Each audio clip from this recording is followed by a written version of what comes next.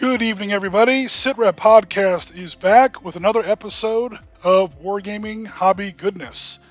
I am your host, Risky Jim, and we're going to go ahead and get started on scratch building some modern urban terrain. So, you find junk around the house. If you don't have junk around the house, do yourself a favor. Everyone has a bits box. Start saving it. All right, so these are some old candies that from back when I used to eat that stuff. Okay, yeah, no worries. So basically, boxes. You can get little small jewelry boxes at the craft store. There's all kinds of options you can use. Now, I know what you're probably thinking. Holy crap, Risky, you're talking about building like literally just boxes. That looks really, really simple as far as what kind of buildings you're going to build. Well, yeah, it will be.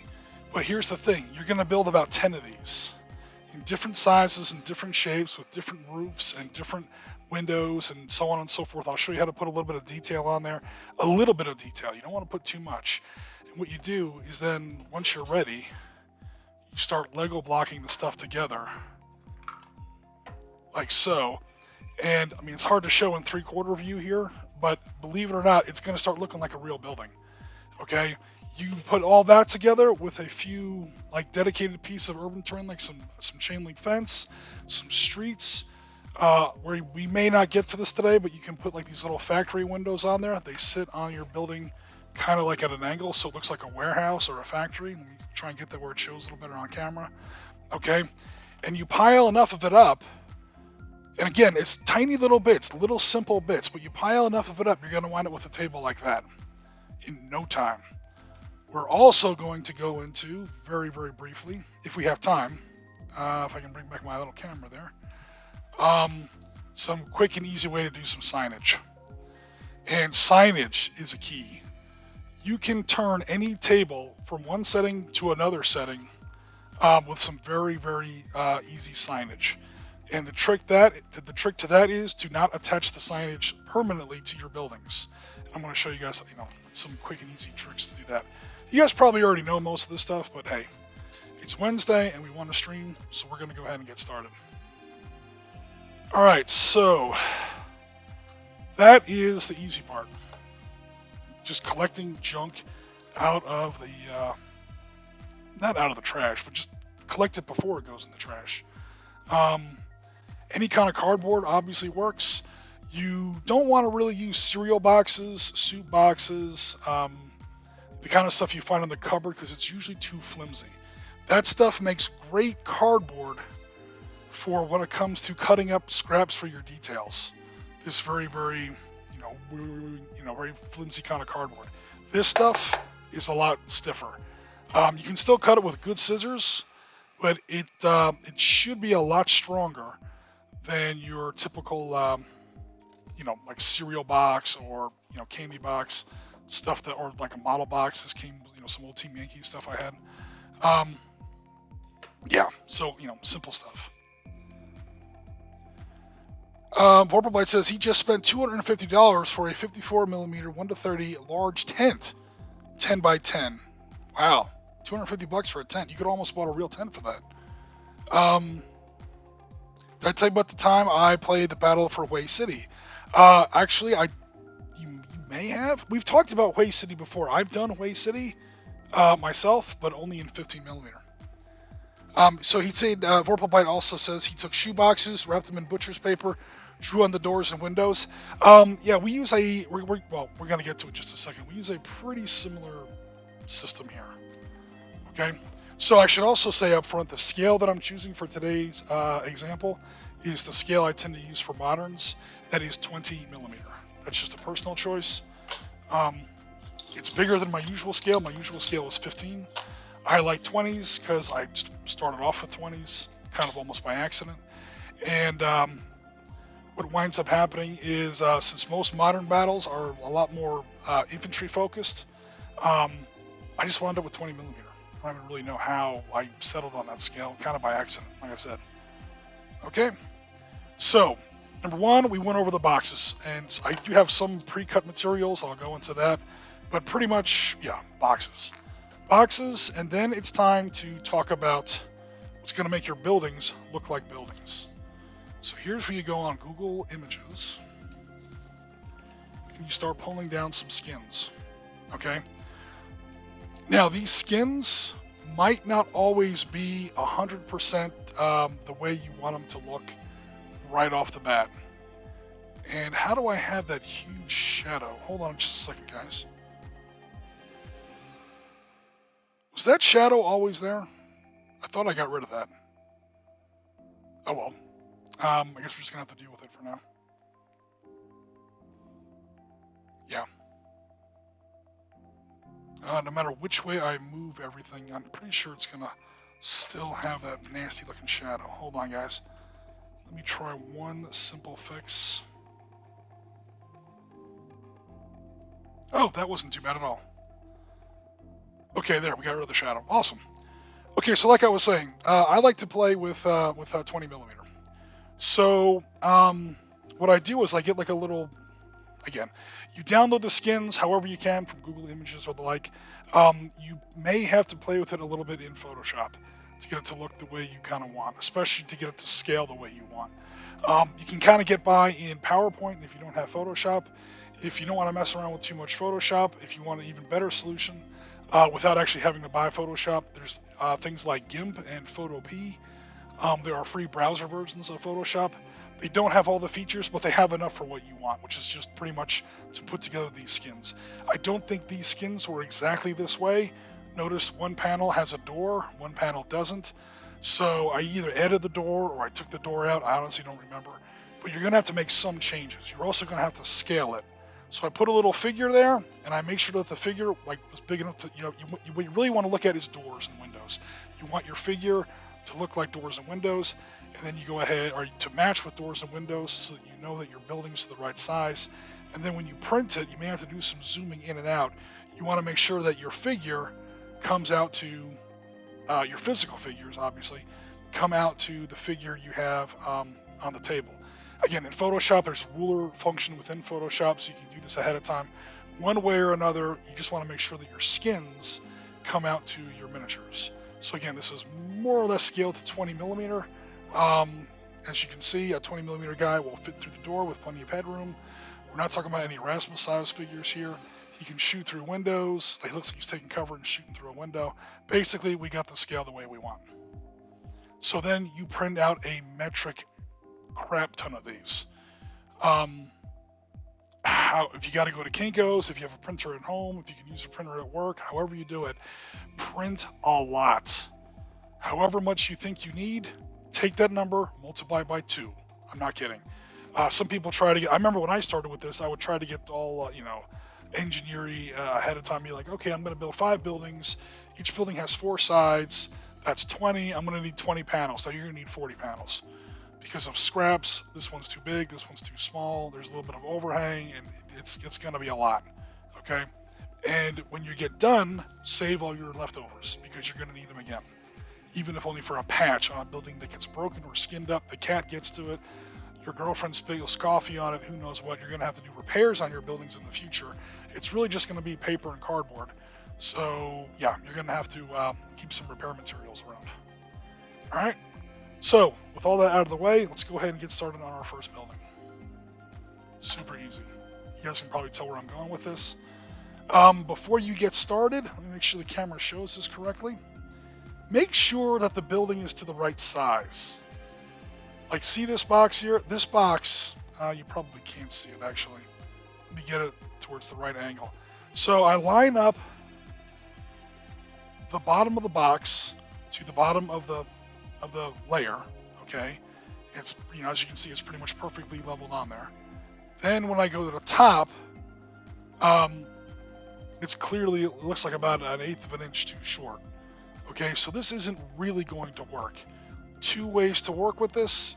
Obviously, you can take a very, careful pair of scissors and trim a little bit off the bottom so that your roof, of course, remains intact and your building is now the right size. Or, and I've got a plan for this, you can add something along the top. Buildings often have some kind of a trim along the top. That works out great too. You can also add trim along the bottom. like you can say, okay, there's going to be like a curb around my building or whatever. The only issue with that is, I mean, it looks fine, it works great. It might also give you some structural strength. You are going to have to cut holes in that for the doors. It's going to look weird if there's like a handicap curb and it goes right over top of your doors. So bear that in mind. For this stream, I don't want the stream to last 10 hours, so I'm taking the easy way out, and I'm going to put a trim along the top. All right, to kind of cover that last little 1/8 of an inch space. If 1 is good, then 10 is better, says Whirlpool. I cannot argue with that at all. Hey Mashby, how you doing? Hope I'm not too late. No, we're actually just getting started. You know my streams, there's always like, way too much exposition ahead of time.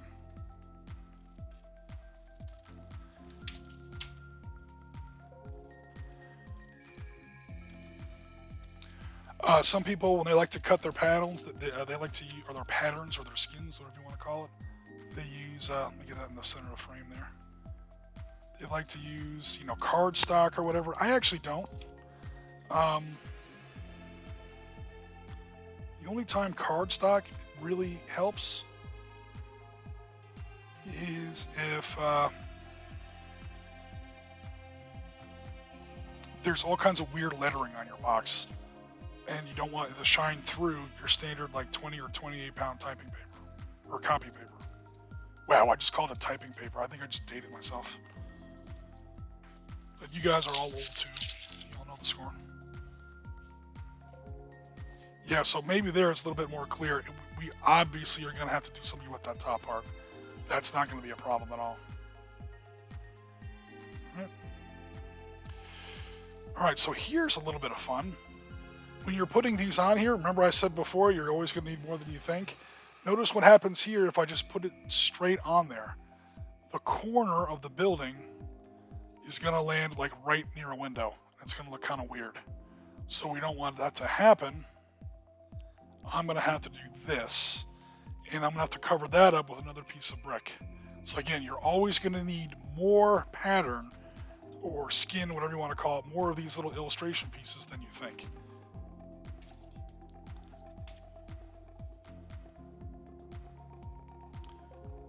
So I don't know if you guys just want me to build this stupid thing and stop talking and stop explaining everything. That'll cut the stream time in about half. Probably be more interesting because most of the things I'm blathering about, you guys probably already know. One thing I do like to do, I like to fold the paper before I even put it on there. If you try and just glue it and fold it, then it'll work structurally. You'll just wind up with a really rounded off corner there, and it's going to look kind of weird.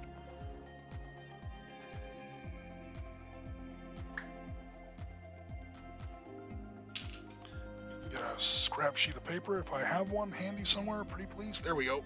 I got scrap paper handy. Old Dark Star sheets that aren't being used anymore.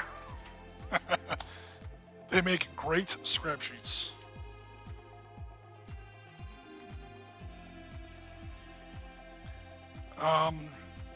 Some people use Elmer's wood glue or PDF or something. I say hell no. When you're gluing thin paper to cardstock, use this like kindergarten Elmer's wood glue. Not wood glue, I'm sorry, like stick glue. Try to avoid the colored kind, although it does work. Like I try to get the white clear kind whenever I can. And you do have to cover the entire model, the entire piece. Don't just go around the edges. You're going to get bubbles and ripples and folds. It's going to look weird. Again, you guys probably know 99% of this already.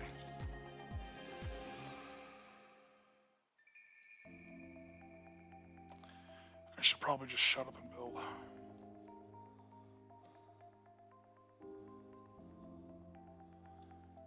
"90-degree corners have a funny way of jumping away from you, no matter how careful and straight you are, so just be really careful that your pattern remains flush with your cardboard, your actual structure. As you go around the corner, it won't always do that. The box might not be perfect, your fold might not be perfect. It's an imperfect world. If it was a perfect world, there wouldn't be war. If there wasn't war, there wouldn't be wargaming. If there wasn't wargaming, we'd have to watch anime or something for a hobby. Something really, we'd all be playing Pokemon or something stupid like that. Apologies to all the Pokemon players out there, except no, I don't apologize. I brace myself for the backlash of Pokemon hate in the chat.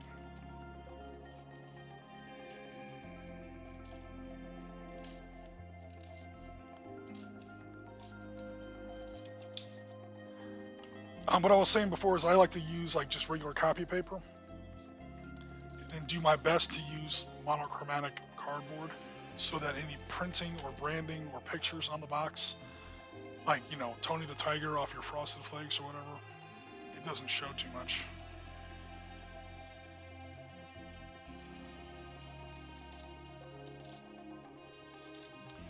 But if all you have are boxes that are very, you know, very flamboyant with their branding or whatever, you may have to use a thicker paper. Or you could prime it, or you could, yeah, you know, who knows? There's a million different solutions. You guys know the score.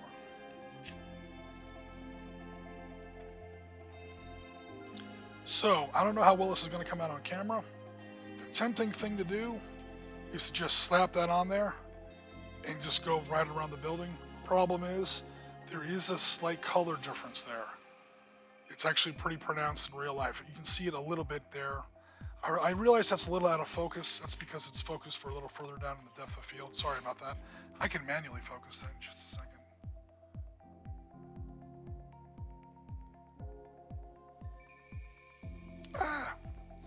Yeah, so hopefully you can see it's definitely off.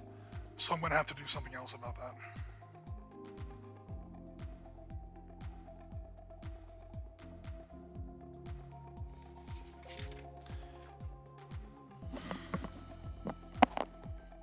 Alright.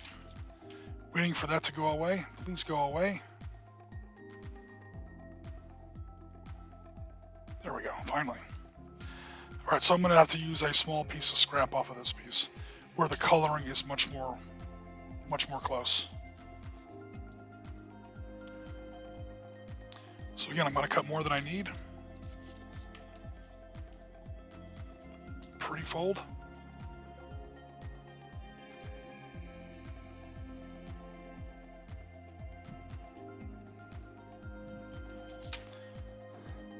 Paste on my scrap. Be careful of glue that is already on your scratch sheet. You're going to go through a lot of scrap paper. This is a good time to save old phone books or old newspapers, things like that. And if you're doing like aluminum siding, or in this case brick, you got to make sure that your pattern lines up, obviously. You guys know all this stuff.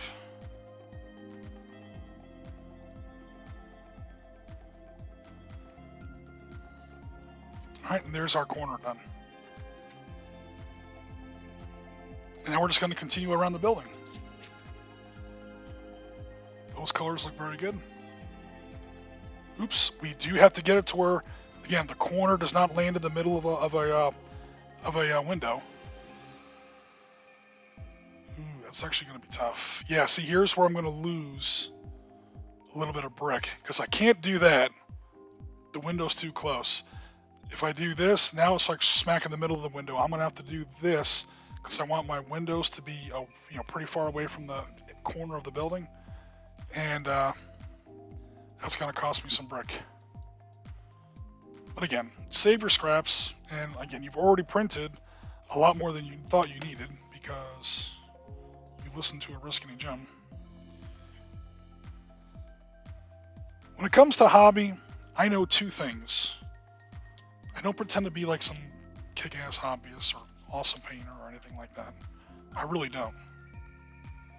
I know the history of the battle itself, and I know scratch building. Once you buy a miniature and you start to paint, time for you to go talk to somebody else. Now, even that doesn't look perfect, because there is a little bit of a, notice these windows aren't the right space. You can either live with that, or you can put a new feature like some gutters or a beam or some signage or something that fills up that space and either distracts the eye away from the idea that your windows are not equidistantly spaced, or it explains it. Like, oh, the engineer, when he built this building, he meant for there to be that space there because he knew he was going to have to put a plumbing conduit there, or a power line, or who knows what. A cell phone antenna. I mean, there's a million little things that could go there.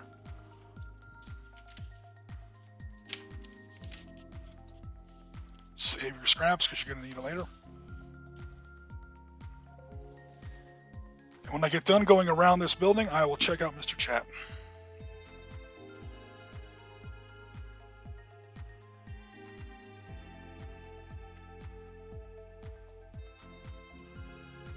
You can really lay it on there with the glue. This glue costs like 99 cents a piece.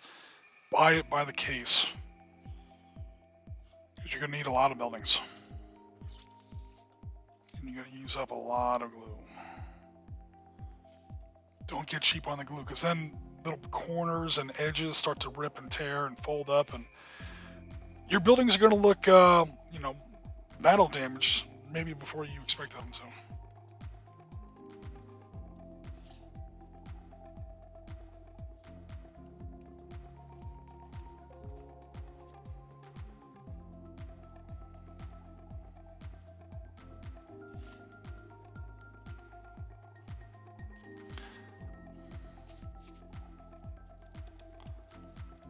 You see, I'm going to have a little bit of a problem with that. That's okay. Line up the bottom first. Keep your bricks straight. And then deal with what's down the road when it comes down the road. As far as, like, I got a little bit of a bind here. But that's cool. There, I think I fixed it.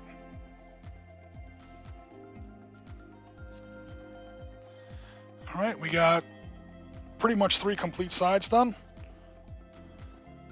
Let's do one more. Tell you what, so far I only have 1 door in my little happy shop here. I'm going to go ahead and put it in a side door. So you probably don't want the other door right here. Let me get that on camera, because then it's going to have like 2 doors. Unless it's like a shop or something. Sometimes you see like drugstores, they have 2 corner doors right next to each other, an indoor and an outdoor. Again, it's up to you how serious you want to get. As far as your, I'm seeing where everything's going to line up here.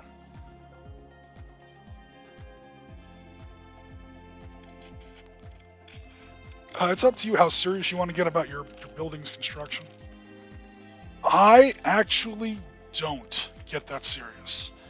Because again, you can build the prettiest box you want. At the end of the day, it's just going to look like a box. You put it on the table, it's going to be a box. If you guys have maybe seen pictures of that 20mm Ukrainian church I built, that's just a series of boxes and rectangles. If you saw me build each individual one, you'd be like, this is going to be the simplest thing ever. Jim, what the hell are you doing here? This isn't, worthy of hobby. But you put that thing together, and you can actually put it together a couple different ways. Not only that, but you can even start to store your stuff inside each other, and you can save a lot of space.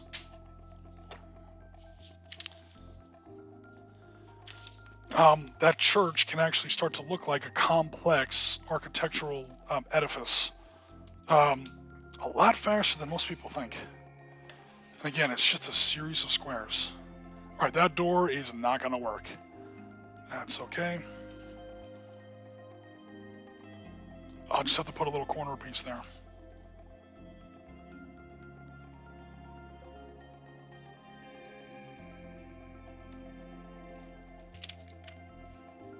Oh, that's way out of focus.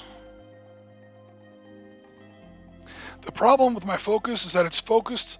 The focus is targeted about an inch and a half off the top of the board, so that when you're working on painting stuff like here, it looks pretty well in focus. But then you start working with like a 5 or 6 inch box, and now it's half the distance to the camera.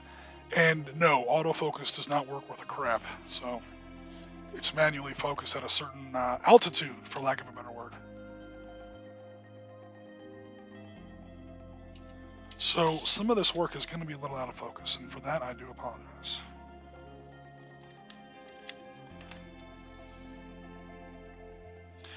Try not to have the edges of your paper directly on the corner.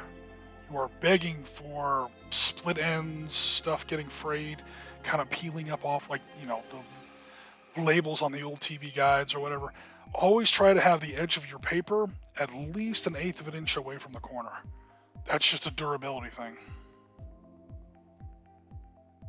I realized, well, I'll go ahead and trim it. I was about to contradict myself. All right.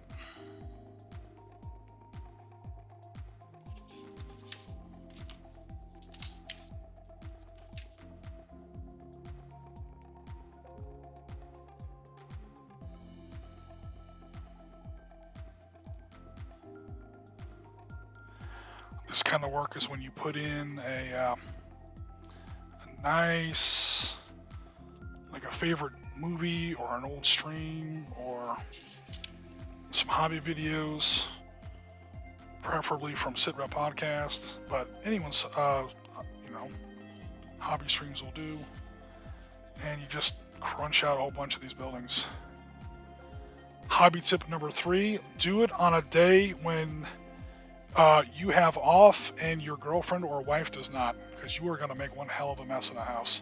Leave yourself a good 30 minutes to clean up. That will increase your, they'll give you a +1 on your domestic serenity roll. It's a pro tip from Jim Ariskany Johnson.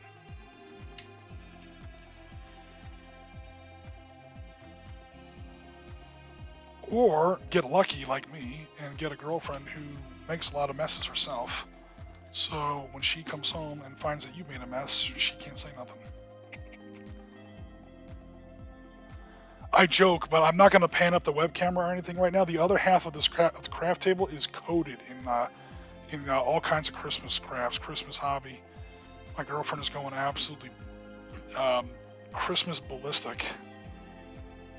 Yuletide bonkers, which is awesome, but it does make a big mess in the house. But that's cool. That just gives me permission to make a mess too, so I can make crafting videos and streams like this one here. All right, get another sheet of L scrap.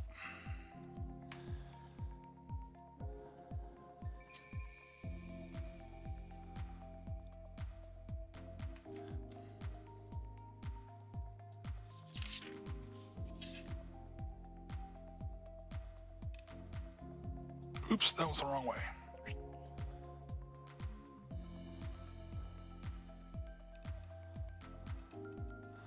And make sure your bricks are lined up. I mean, if they're not, it's not a catastrophe. It's just going to be a little bit of an eyesore.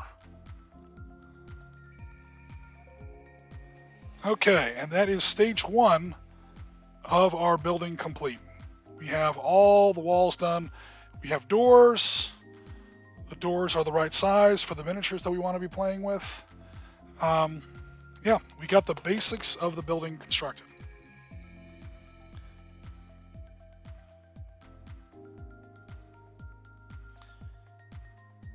A nice Russian ship, says Rasmus. Yeah, we're talking about these old Dark Star sheets. You can tell where even some of them have been used. But we used to play Dark Star on paper before we got smart and started doing it via Excel. Every single time that internal chart had to change because, destroyers are too vulnerable or cruisers are too robust or who knows what, they're overpowered, they're underpowered, you had to reprint all the sheets over again. We're talking about hundreds of these sheets. So eventually I just stopped, and then I took all the obsolete ones and I just turned them into scrap paper. I've been burning them up for years.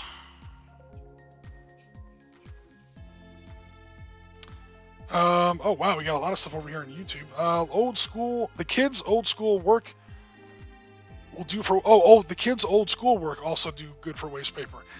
Rasmus, you're supposed to put that stuff up on the refrigerator and then treasure it in the attic for decades, and then embarrass them with it later in life. That's what my mom does. She has literally my first grade report card. Every once in a while she hauls it out. I'm actually not kidding about that. Oh, yep, fire escapes. Fire escapes are a great idea. Yeah, there's a lot of stuff that you add afterwards. But again, because you're going to mix and match and Lego block these buildings, like if I put a fire escape on this and like glued it on there, and then I wanted to put it up there on top of the building like it's a second story, it's going to look weird. Fire escape that goes down to the roof of the first floor and then stops or whatever. So, I mean, I'm not saying not to make that stuff. Absolutely. I've got boxes of that stuff. Just not a lot of it's handy right now. I have some of it handy, just not a whole ton of it. But just keep it detached so that you can put it together however you want for a particular table. It also makes your table easier to build for lines of sight, other terrain, trees, roads. I mean, how many times, especially in bigger scales, do you have roads that don't cooperate with your buildings? The buildings are too big, the buildings are the wrong shape, you can't put the road exactly where you want. You can still fit it on the table probably, it's only 15 mil, but you're going to wind up with problems, and you're going to be limited to how you can set up the table from either a tactical perspective or just a gameplay perspective.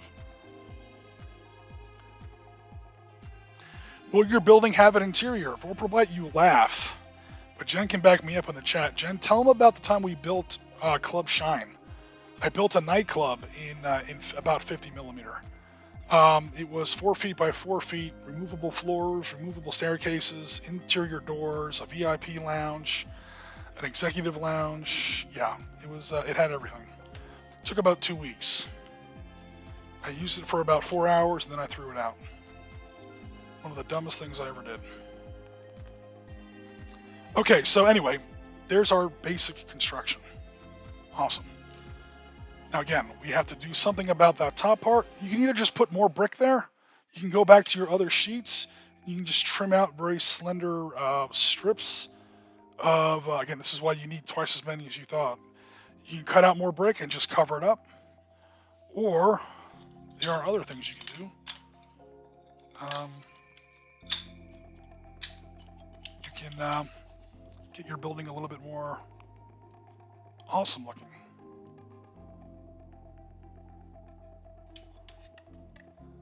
So these have been pre-measured and pre-cut because it is pine. I had to cut it with an actual saw, and I didn't want to cut with a saw on stream. So you see there I got 2 longer pieces and 2 shorter pieces, again because of the way this is going to fit in there. This is also not going to cut it for actual pieces of pine wood. So I seem to have lost the cap to my glue. Okay, there it is. Put away the kid glue, the schoolwork glue. Take out some actual Elmer's glue, or I guess if you use PD, what do they call it? PDA, PDF? PDA, I guess.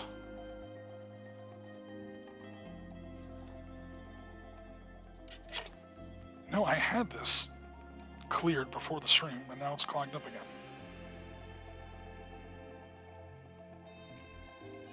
Are you kidding me right now?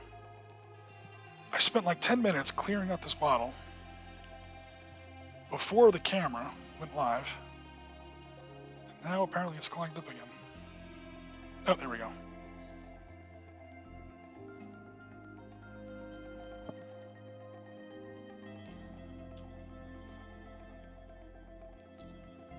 Don't overdo it, obviously. It's not a structural piece. It's not actually holding up part of your building. Let me see, I got 2 long ones and 2... you said long one. 2 long ones and 2 skinny ones. So this will be one of the long ones.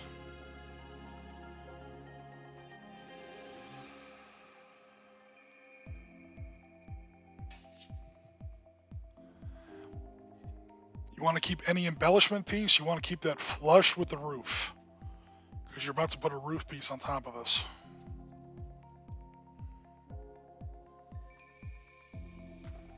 Alright, so there's one of them on there. Next one. I'll put it right on the piece of wood this time, it'll be easier to film.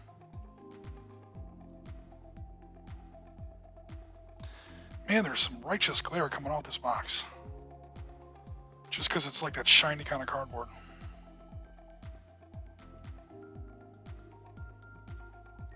I had 3 buildings planned for the stream. We may not get to all 3 of them today, Because this one's taking a little bit longer than I thought. We got a decent way to go on this building. There's a lot we want to add to it. Alright, so you see where the two pieces are a little bit longer. There's a reason for that. These pieces are going to fit inside like so. Look at that. It's almost like somebody had this planned out. Oh no! As I say that, something goes wrong.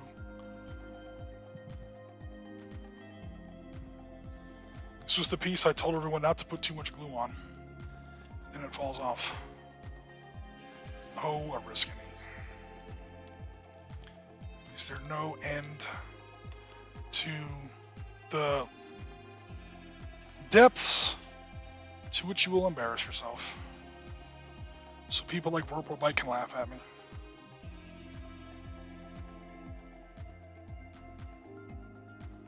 I shouldn't say that. Whirlpool Bike laughs at me, but so does pretty much everybody on the Sitrep team. Then you get a nice little chuckle. It's all good. It's part of the fun, part of the team. And often it's just envy.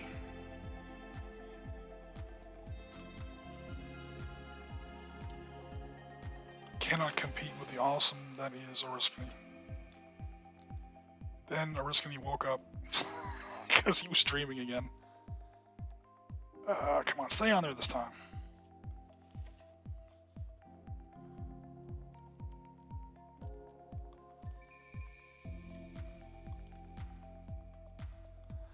Alright, cool. It's also because I keep trying to be extra fussy and fidget around with the positioning of it. I put the piece on there, then I try to reposition it and I wonder why it falls off.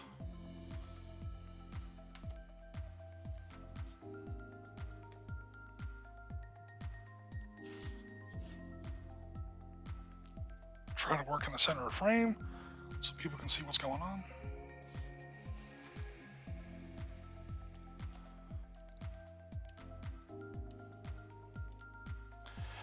Okay, I made that look a little easier than it actually was because again, there was these are just basic pine sticks that you get at the craft store. You can see where I was painting some miniatures on there. Some old infantry bases are still kind of Hiroshima shadowed on there from the primer and the spray paint. So now there is the next part of our building. It's got that little bit of overhang you often see in standard suburban level commercial buildings. That's kind of what we're going for here. Okay, then we get started on the next part of the structure. Some would say the most important part of the structure, which I currently seem to have lost. Oh, I found it. You're talking about a piece you need a lot of. You ready for this? Roof. You are going to need 3 times as many roof tiles as you do any other type. So you can go to Google Images, you type like roof pattern or roof tiles or roof shingles or whatever, type in seamless pattern, make sure seamless is in your Google description search, and you will get, it's only like a square, like maybe that big, but because it's seamless, what that means, obviously you guys probably already know this, it's designed to where you can like copy paste, and click it all together, even something as simple as Microsoft PowerPoint. You don't even have to use Paint. And what you'll be able to do is put a roof on your building pretty quick. Although, come on guys. You gotta do a little better, but you gotta keep me on my toes a little better than that. Who's gonna settle for a flat roof? Not this private.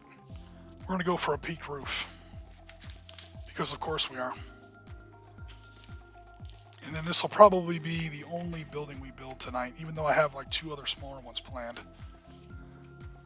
Got a nice big piece of cardboard. Alright, now this part is harder than it looks. Cardboard, as I'm sure you've noticed, if you ever looked hard enough at cardboard, has a grain to it. Same as paper, although paper barely matters, and definitely the same as wood. So you want to cut your piece so that like the peak is going to go like this. I'm going for a low peaked roof. Okay, and you want that peak to go with the grain. You don't want to go against the grain because then your piece is going to curve and bend along the short axis. Basically, it's going to curve top to bottom instead of, left and right. And either way is bad. However, curved pieces that are curved on the short axis, in other words, if this piece was going to curve like this as opposed to curve like that, this is a lot easier to fix. And even a small curve is almost unnoticeable over a much wider space. That same curve over just like a little bit of like a low peaked roof, that's going to be hella noticeable and almost impossible to fix. So I always go with the grain. It always bends against the grain. It never kind of bends with the grain. I'm probably not using those adjectives correctly. But I hope you guys get what I'm saying. Nice steel ruler always helps. One thing you're definitely going to need is a flat bottom. Okay, here's our 2 seconds of engineering for the day, or high school geometry. We want a piece that is pretty much exactly,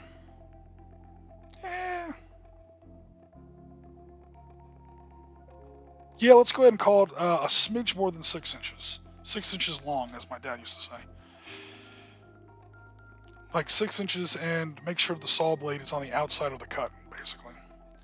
Alright, so we're going to kind of do that here. Basically, we're going to go for 6 and 1/16. So half of that, let's go with 6 and 1/8.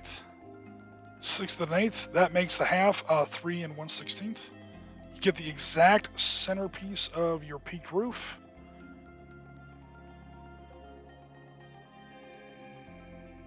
And then you go up a certain distance.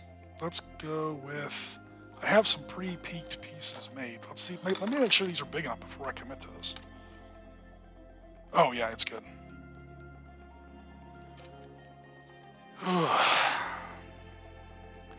So I can afford a little bit of, let's go with 1.5 inches.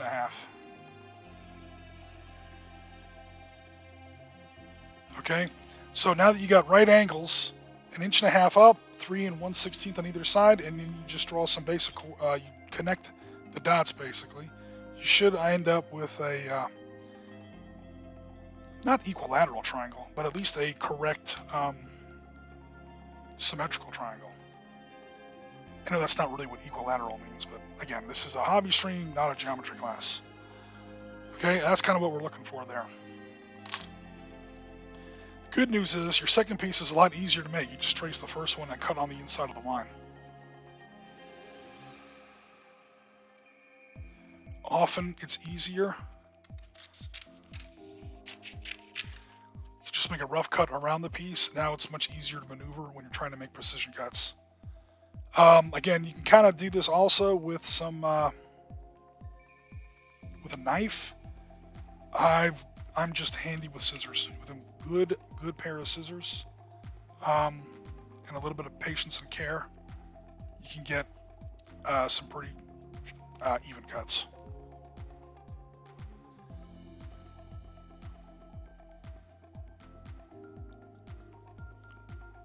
Cut a little bit on the outside of the line, especially near the very tips of these, the acute angles of these triangles.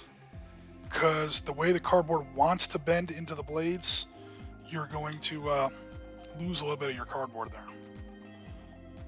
Alright, and now rinse and repeat. Except the good news is we don't have to measure. Again, just make sure it stays with the grain.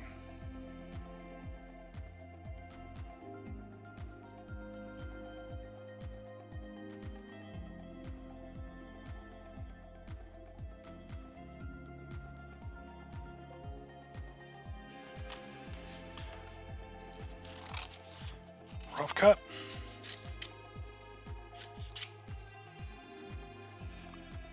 This kind of cardboard, when I was about 13 or so, used to build warships.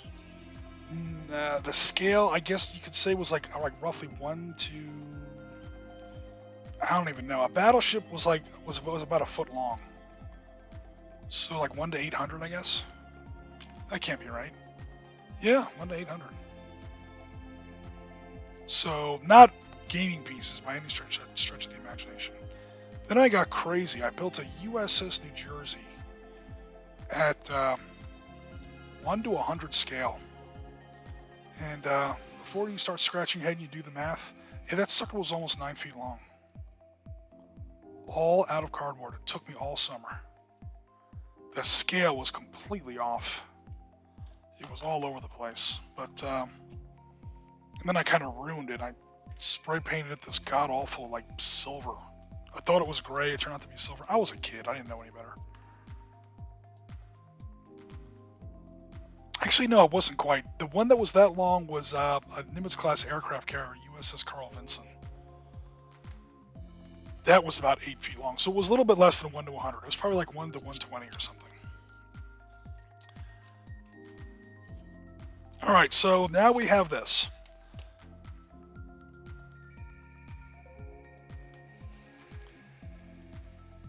Before we glue these pieces on there, we don't want to have just that, especially on this one, because it's got actual marks and stuff on there. So we're going to take some more pattern, and we're going to put something fun on there. What I'm going to put on there, I don't know yet. Let me see what I've got handy as far as patterns go. I've got some more brick, but I don't want to use that. Brick is not usually, well, maybe I will. Is that too big? That's way too big. Okay, never mind. I can't use that. I might use some of this.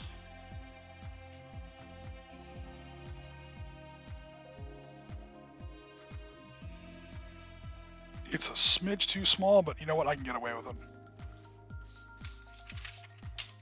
So this is just some basic warehouse looking stuff. Don't put bay doors on the second floor. I've made that mistake before. It's one of those things that probably doesn't really matter, but it's going to look weird on your table.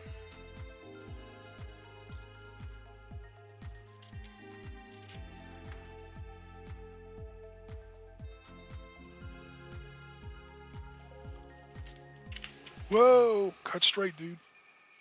I just got done bragging about how I know my way around a pair of scissors and some cardboard, and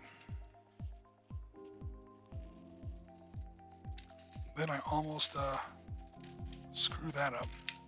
All right, get that out of the way.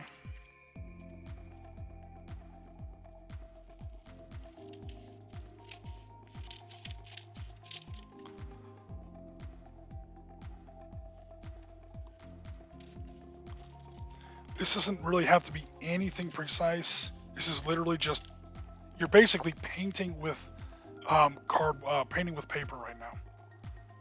The only thing you want to be kind of straight is because this it kind of looks like aluminum siding, you want the lines to be straight. If they're crooked, it's going to look like, it's going to look jacked up. Which maybe you want. Maybe your building's in, Aleppo or something, and, the world's all, gone to hell and gone, but I'm trying to keep this building at least kind of straight. Where is my other sheet of scrap paper? All right, no worries. I'll just grab another one.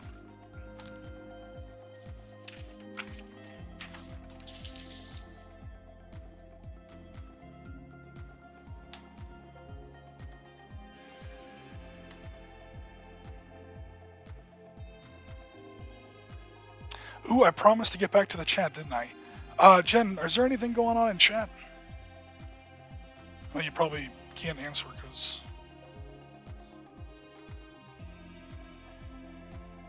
Now notice I'm pasting the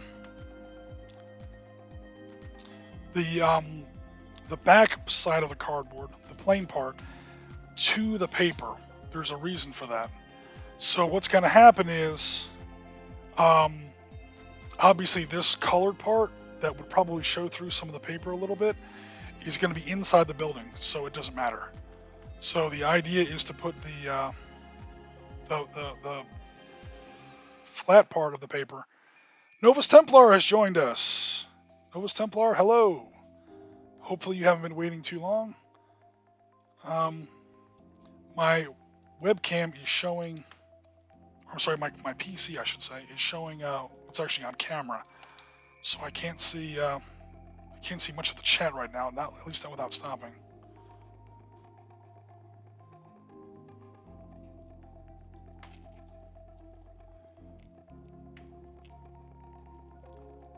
Novus Templar says he's going to blame any mess on me. That's not very nice. But that's cool. Oh, messes in your house. I gotcha. Yeah, just show her the stream and say it's all my fault. I am used to having hobby friends. Wait, what's the word I'm looking for here? Hobby wives and girlfriends, if that makes sense. You guys know what I mean. The girlfriends and wives of people that you game with, I'm used to having them hate me. It actually is kind of a thing.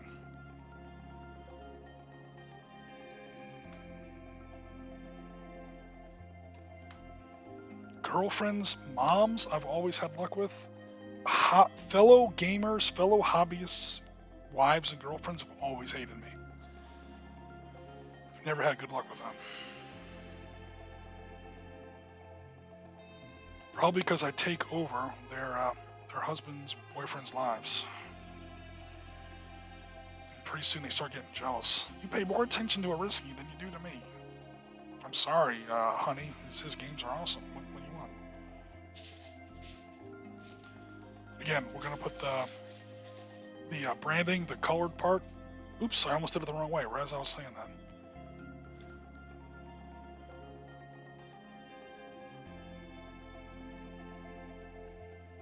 That one was a little bit smoother. So you'll notice that I'm gluing it on there before I cut. You can do that. It will make for a little bit of a mess, and the glue will accumulate on the blades of your scissors. So every once in a while, you just have to wipe off your scissors with a hot paper, a paper towel with a little bit of hot water on it or something. Just don't cut yourself when you do that. I have done that. A good pair of scissors. You get that glue, like see it's kind of sticking there, and you go to wipe the glue off, and before you know it, you've got red all over your workboard. Oh, that wasn't supposed to happen. Okay, especially when you glue, it is going to want to curl. Again, it's going to want to curl with the grain. That's why you built the piece against the grain, so it's easy to fix. You want a nice, straight end to your building, kind of like that. So you may have to do it a couple times until the glue really settles in place. Also, just when you cut cardboard in that thin of a slice, again, the grain in the cardboard is going to make it want to bend just naturally. So just keep an eye on it. And before you actually put it to your building, make sure that it's good and it's good and straight. Like this first one here is actually pretty straight on its own. So good deal on that.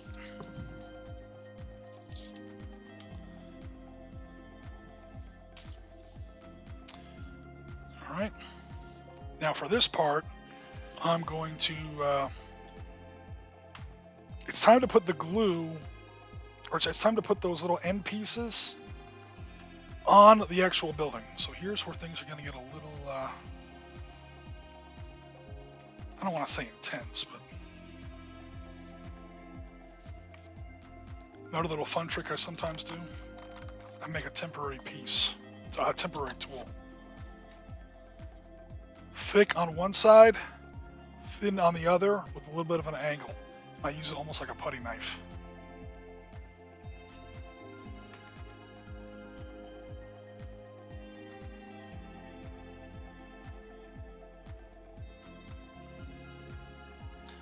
Because believe it or not, I have done this before.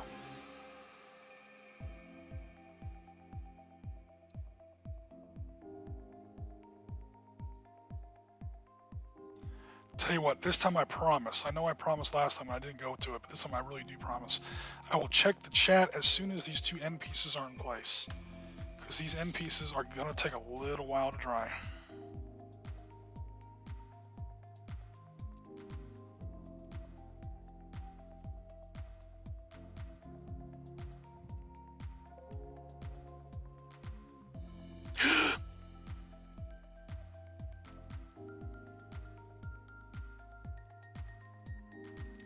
Stay. In fact, I'm going to put a little piece for it to lean on. Alright, cool. Alright, let's get the other one on there.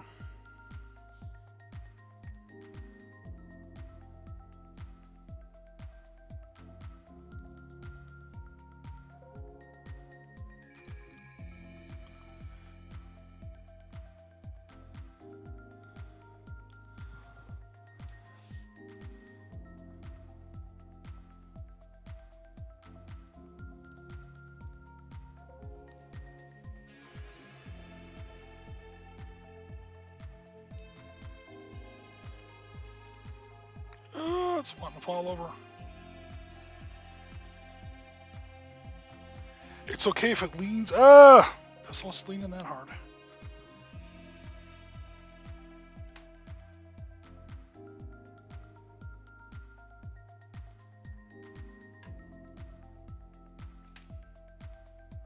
All right, now we're going to go ahead and let those guys. Ooh, actually, no, I won't. This one's coming off again because it's starting to bend a little bit. And I want to not have it glue in place bent. It is less than ideal. Now, you are going to have some glue splash on the stuff like this. That's fine, because what you do afterwards is you go back with a little bit of paint and you just like the corners, little bits where you had a little bit of glue overflow or a glue kind of explosion or whatever, it's fine.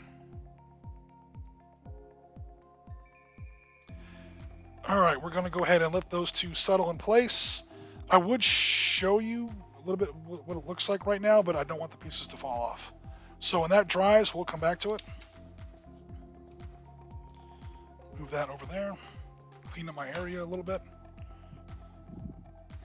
And I'll use this opportunity to catch up on some chat. Wallpaper inside paper too? No, I do not wallpaper the inside. You cannot go inside my buildings. Because again, I only do, like, this is only 20 millimeter. So on really big buildings, like big scales, it might be a big deal for you to go inside buildings and stuff, you know. But for this, that's not going to really be required. I use Elmer's. Yep, so do I. 8 p.m. I am going to bed. Okay, thanks for coming by, Vorpal Bite. Thanks very much. Rasmus says, unless you add lights. Oh my god, you guys are trying to kill me, man. You guys are legit trying to end my sweet young life. You want me to put lights on the inside of this? That's nuts. You guys are crazy. I seem to have lost my chat Twitch. Jen, do we have anything in Twitch? Or was it all on YouTube? I went to go look up my Twitch chat and the Twitch chat is gone. If there's nothing in Twitch, no worries. I just want to make sure that no one feels left out or no one's being ignored.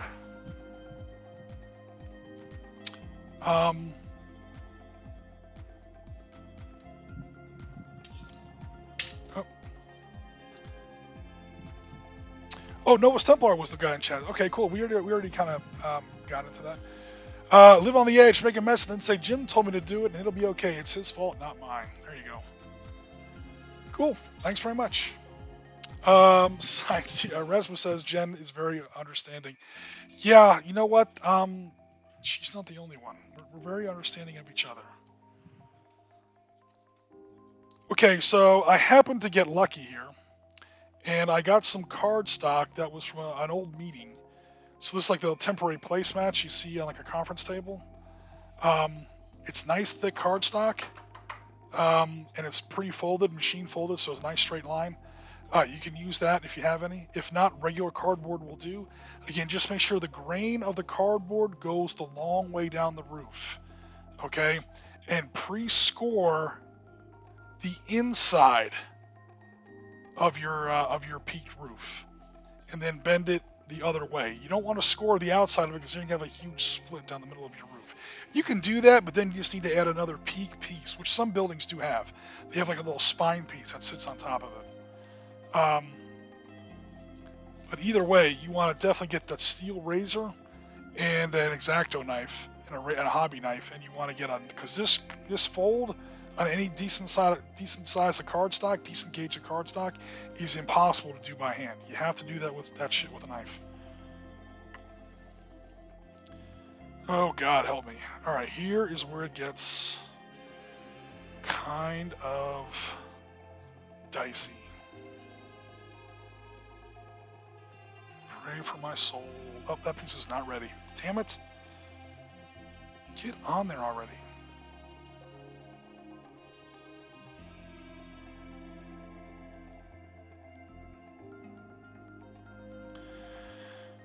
Okay, what do I do with that glue?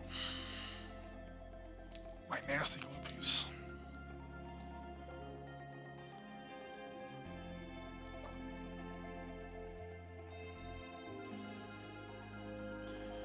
Alright, I'm going to be kind of focused for a few minutes. sure that this gets on there without any incident, because this gets a little bit dicey here. Not gonna lie. Also, I'm in a rush because I'm on live stream. This piece is not even nearly ready. All right, you know what? I'm gonna go ahead and punt, and by punt I mean I'm gonna put in some supports. In fact, I should have done this up front. Any kind of support will do. I got little scrap pieces of wood. I'm gonna put in some supports. In fact, Risky dumbass, why didn't you do this already?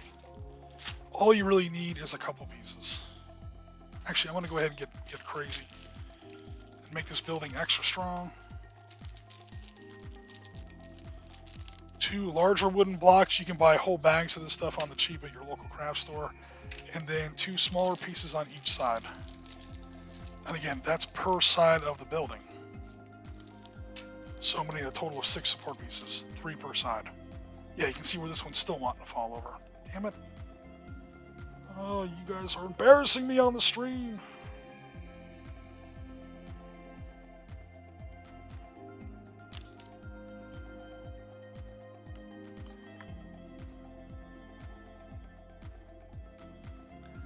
I don't know why I didn't do this to begin with.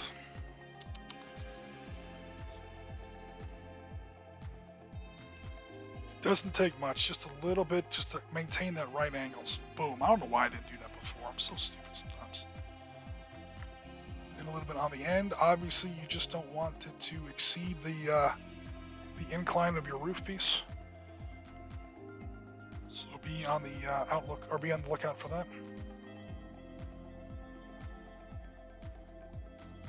Yeah, now it's on there like a champ. Ah, that was silly of me to try and skip that part at first. Honestly, I just forgot about it. I haven't done these in a little while.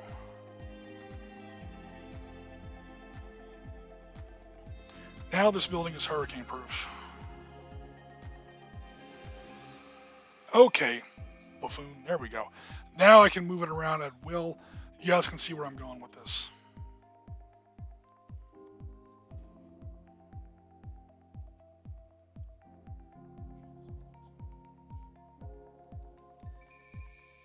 Alright, cool. Now, get back to the glue and glue on some pieces. I glue the top of the little ends there, the peaked ends, so that I can actually glue the roof down onto the structure.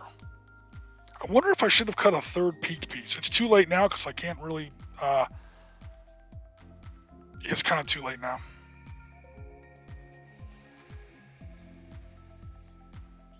However, what I can do, I would need to cut that with a saw. Alright, I'm just going to go with it the way it is. I probably should have cut a 3rd one of these. Oop, damn it. Sorry, everybody. I probably should have cut a 3rd one of these to go down the center. Probably should have done that. And it's kind of too late to make another one. Or is it? Let me see if I can get away with this. Apologize for the runaround, guys. I'm gonna see if I can get away with this. This is why I don't label these as tutorials.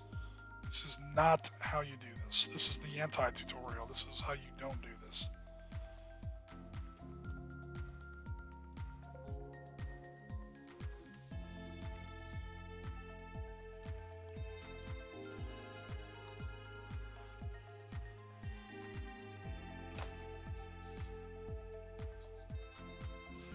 Alright, I only really have 3 points there. The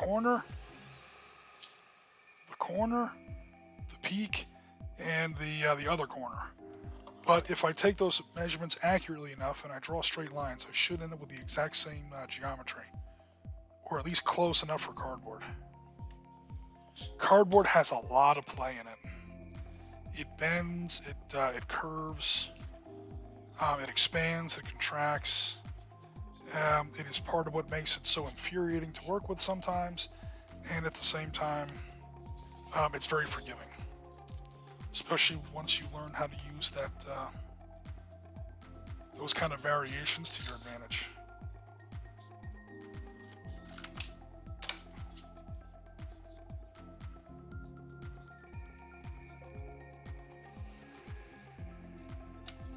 Obviously, you don't put any kind of coloring or like a pattern or a skin on this middle part because that's not going to show.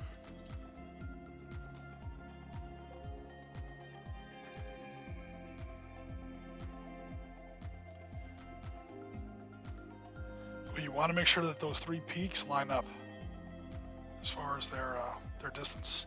I will need 2 more support pieces, so that's 2 more of these small wooden cubes.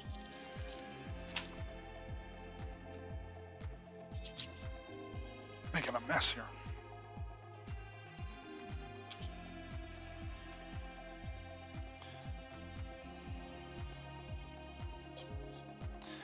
This part does not have to look pretty. None of it's going to show, so you put a lot of glue on there.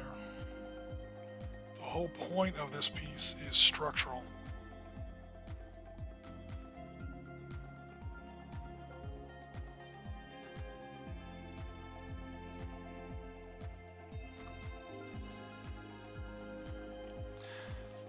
Put glue on two sides of your little cube there, and that gives it a little bit of structural strength and allows it to sit up perfectly straight.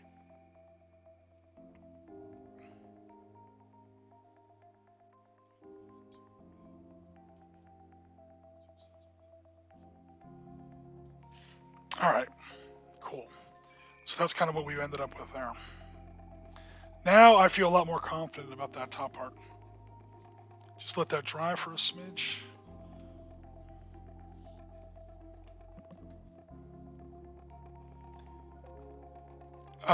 Rasmus says, today is the first day. Christmas stuff is okay with me. Yep.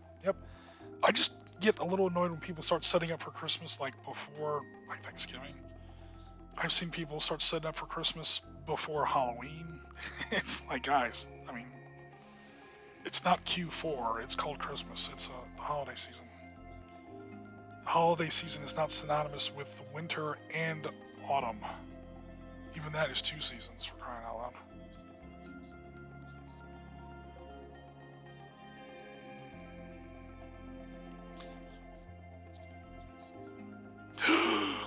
That we don't want.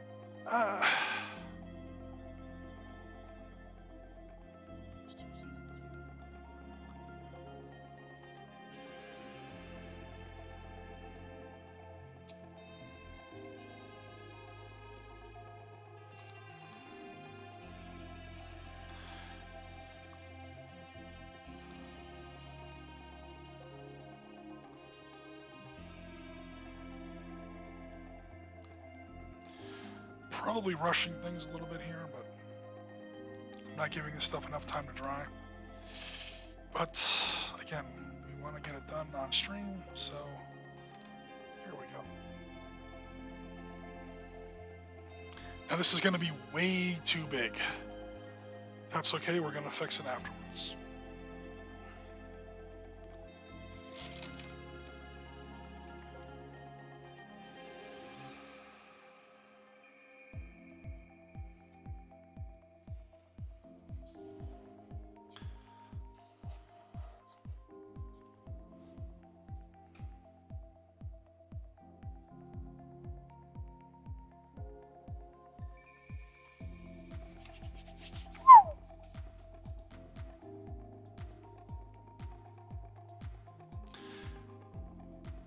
Buildings kind of should have a nice, ooh, wow, yeah. That's right, I'll fix that.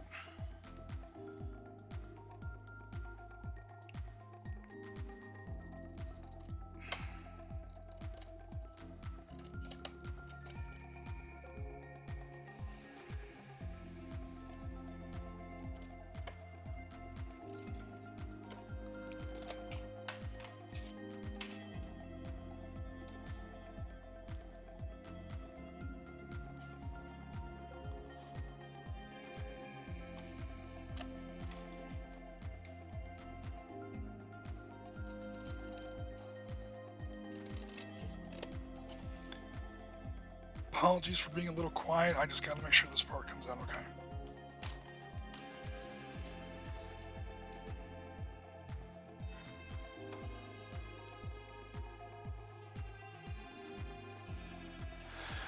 Those side overhangs are a touch much as well. I'm going to go ahead and trim them too.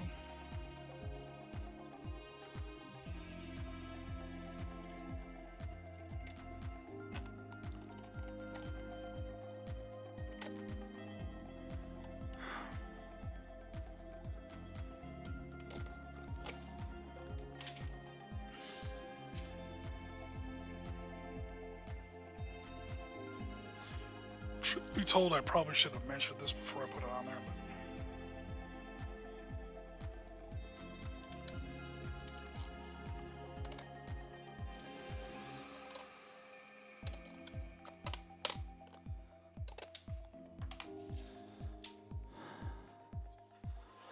But... Okay, the basic house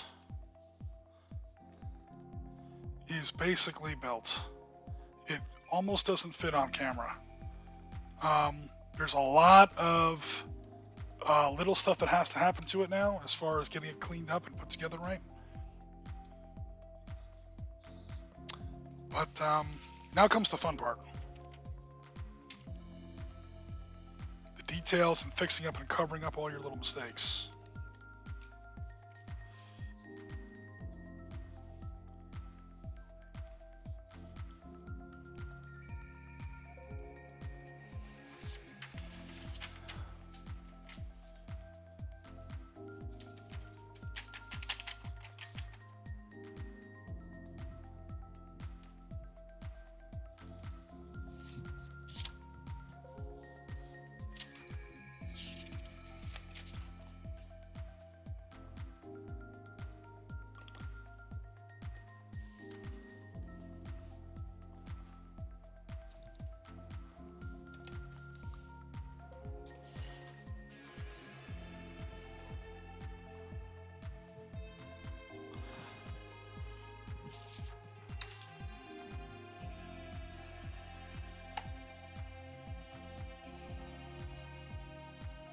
Get on the glue again, the little school glue. Pay it special actually, you know what? I'm being silly. Put it on the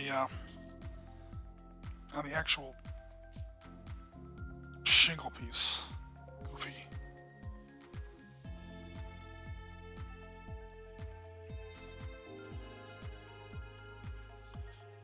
Ooh, there's one more pro tip back in the Photoshop stage I meant to...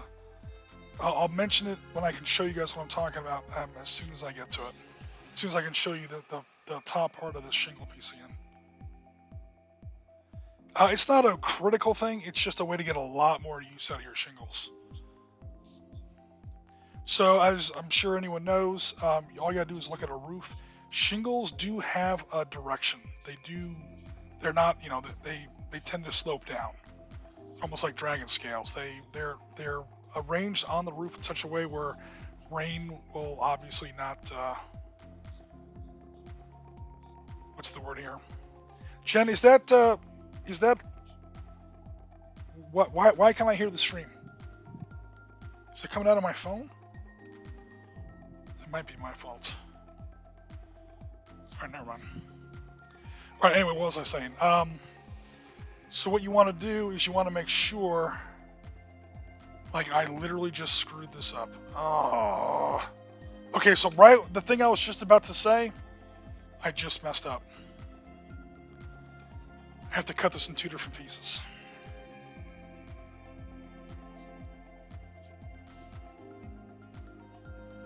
Bear with me, folks. I caught myself right before I made a disastrous mistake. Not only was I about to make a disastrous mistake, I was about to make a mistake that I was warning you all not to make. Literally as I was about to make that same mistake myself. So hopefully this comes out on camera, but shingles have, like I said, a direction. So you have to make sure that your shingles are going down. Like, hope that you can see that. I was about to lay this whole thing on there in one piece, and half of the roof, the shingles would literally be stacked uphill in a really stupid way.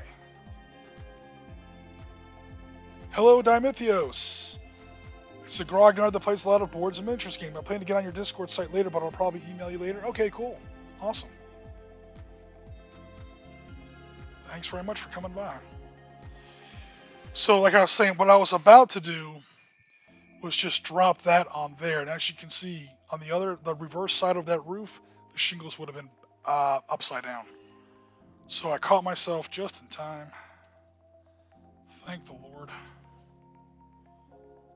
And now my shingles reverse direction, obviously, as you go onto the second part of that roof.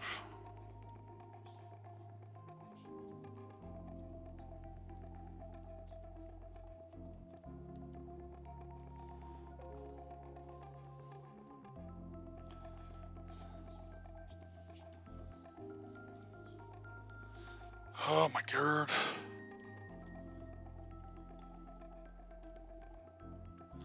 I almost feel like I want to take this webcam out now because... Hold on a second. Yeah, I saw that, Jen. That we get to put alter egos. Oh, Rasmus says, haven't we learned every Wednesday and Sunday on Sitrep is like Christmas Day? Yeah, Wednesdays are going to be a little irregular. We're definitely going with it now. But right now, with some time off for the holidays, I am good to go on Wednesdays. But Wednesdays, it used to be every Wednesday and Sunday. It still kind of is, but sometimes there will be nothing on Wednesday. No Sitrep content. We are committed, of course, to our every other week podcast, every other Saturday. That's still, ironclad, and we're still committed to every Sunday, either me or Bill putting on something. Which reminds me, guys, I still need an opponent for this Sunday. What the hell? That email went out almost 12 hours ago, and I still don't have an actual opponent for Sunday. That's not okay, America.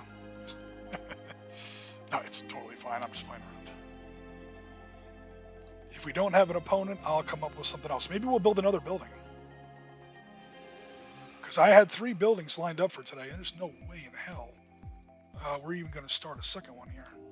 We might not even finish this first one the rate we're going. But it is coming out good. It's just taking a long time. The good news is the structure is done. The house is built. Except the roof is about to fly off here. Hold on. I'm going to use some super glue for that, because apparently wood glue's not cutting it.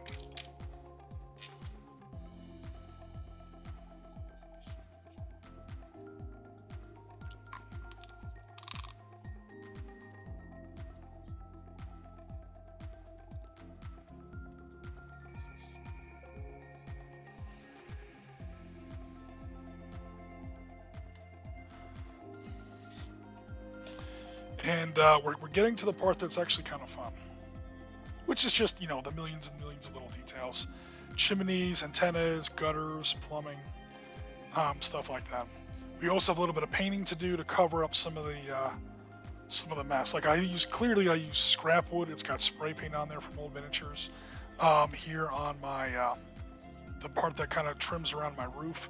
So I'm just gonna have to paint that with something. But other than that, this house is now structurally complete. Oh, I got one more piece of trimming.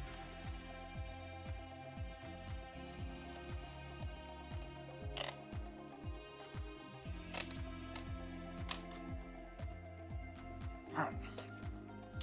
Another thing you're going to want to do, again, it's kind of tough to see because the building barely fits inside my webcam here, is underneath the awnings.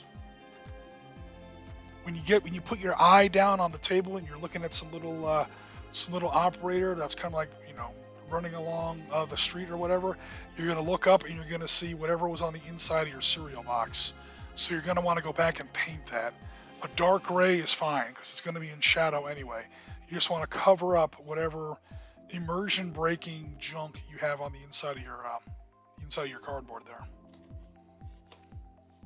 because it's not going to look right.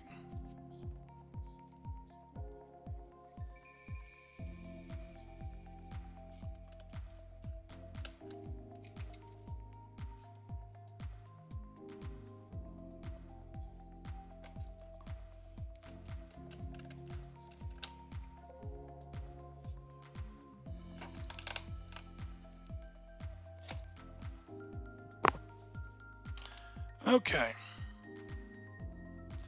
So, we clean up a little bit here. Because I got a lot of mess. These little pieces of scrap tile, roof tile, save them. Trust me. I'll show you why in just a second.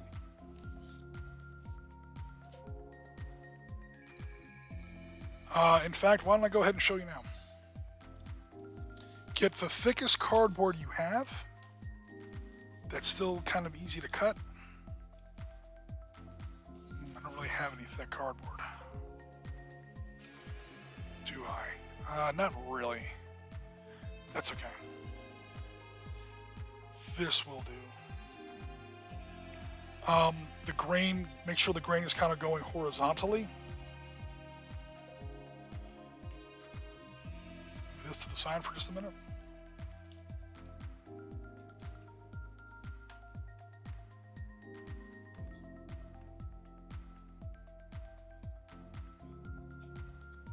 And paste your little tiles on there.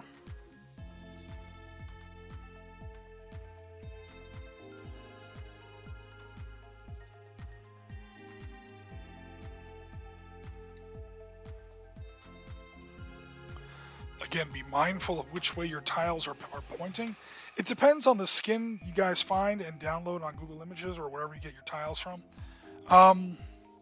They'll have different, obviously, different configurations or whatever. Whatever works. Just be mindful that your shingles are not sideways or, like I almost did a few minutes ago, upside down.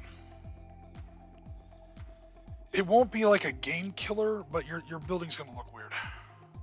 And if worse comes to worse and you do commit that sin, just grab another piece of tile and slap it on top of the first one. The only thing you've lost is literally a sheet of paper and a little bit of toner cartridge.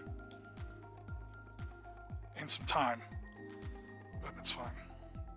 So what I'm doing here is I'm just going to create some general shingle pieces. Alright, I'm going to let those dry a little bit. While I check out Mr. Chat. Yeah, haven't we learned that every day, Wednesday and Sunday with Sitrep is like Christmas Day? Very kind words. Thank you very much. No, that is when we get to put on alter egos and snipe stuff. Alter egos and snipe stuff. Oh, we're talking about some HK Ops action. Yep, confirmed. Chew through an entire belt of 223. Okay, Saw Guy. That was the Saw Guy. That was Dennis Saw Novus Templar. That's his full Mr. Saw. Or should I go by your character's name? I can't remember. The character's name was oh, Lord have mercy. I think Templar was his call sign. I remember everyone's call signs. I don't remember everyone's actual names. Taki and Ajax. Sirius. I remember Sirius's first name was Frederick. I think his last name began with an O. But honestly, we always went by our call signs, so I remember everyone's call signs. Like, gun to your head without going to Wikipedia. If you had 3 seconds or less, do you know Maverick's real name?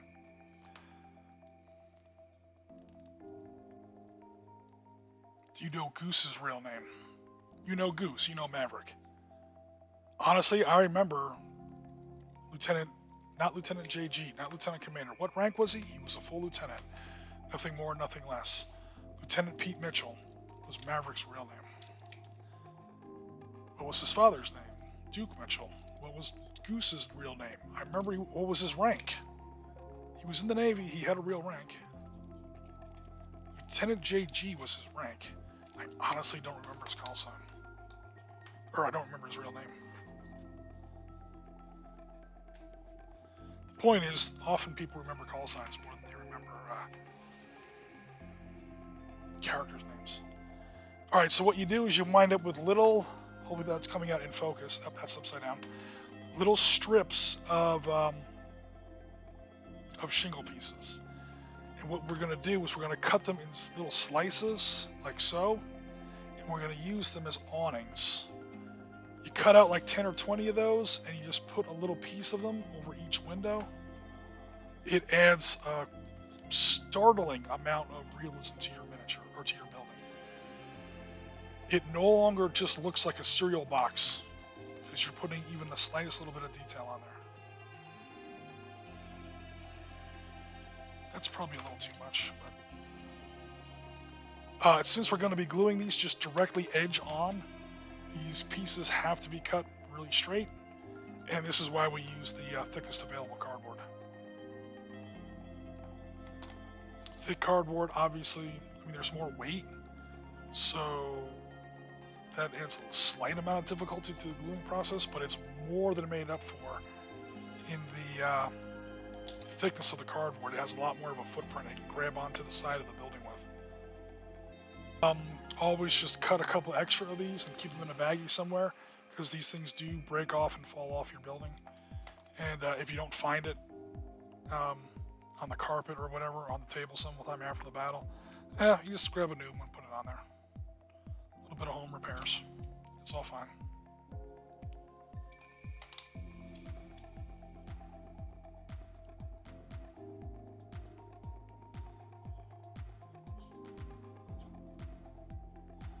I'm just stack cutting these to get them all at least reasonably close to uniform size and shape.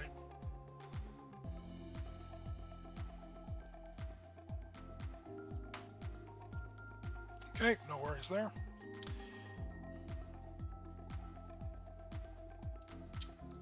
Don't use that. I want to actually save that for something.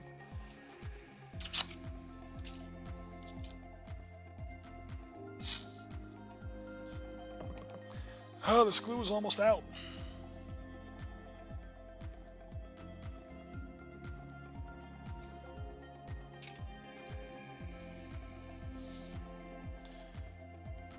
Take the glue, make sure you get the top of the, again, these shingles have a top and a bottom, as dictated by almost the dragon scale pattern of the shingles.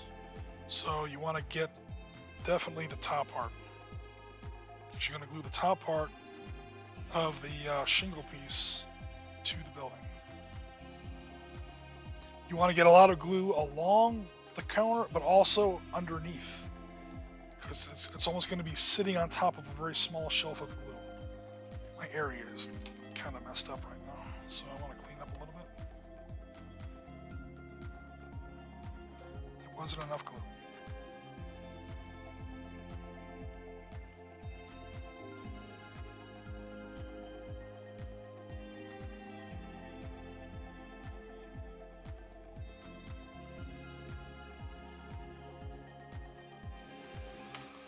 Alright, so now your door has got a little awning on there. And when your guy is taking cover under the door, he's got a little something to keep him out of the rain. Only problem is that is a little crooked.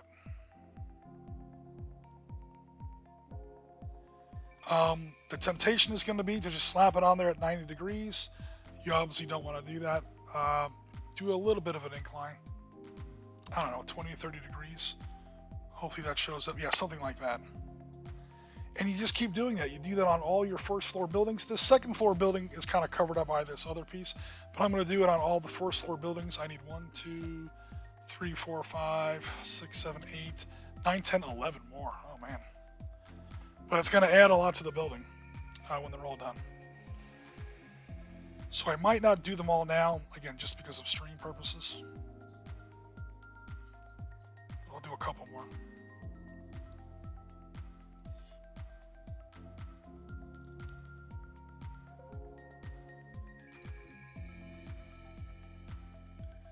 Oop, come on, babe.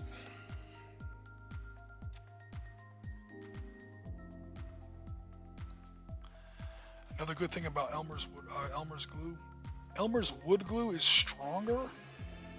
I wouldn't recommend it for this. At least once you get to these little external details, because it does not dry clear, and therefore is a lot less forgiving.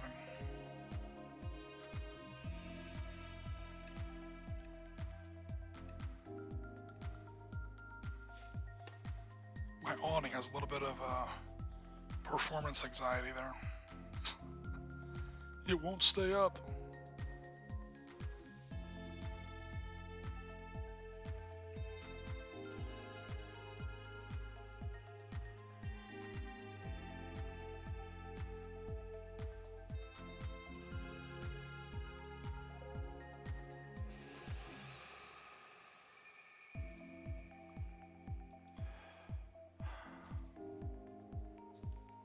I think I also made these awnings a little too thick. Or a little too wide, I should say.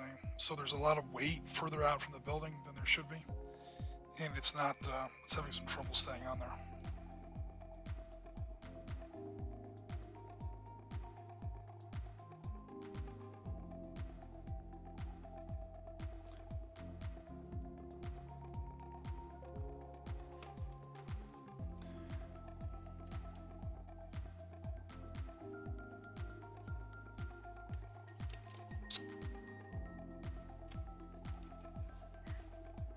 And then it's totally crooked.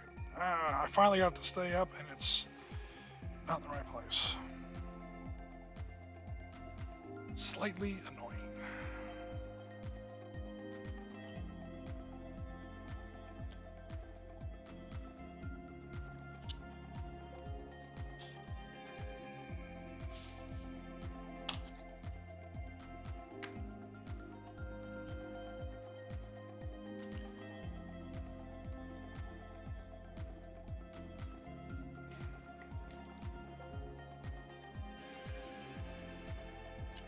Many problems.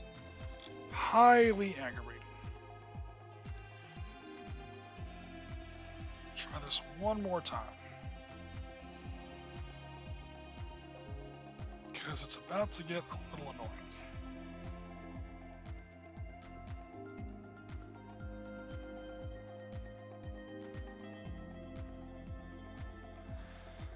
Okay, I'm about to take this webcam off its mount. So apologies if things get a little... Okay, guys, hold on. Nobody have a seizure. I'm going to move some stuff around here real fast. See how much play I have in this cord? Oh, a fair amount.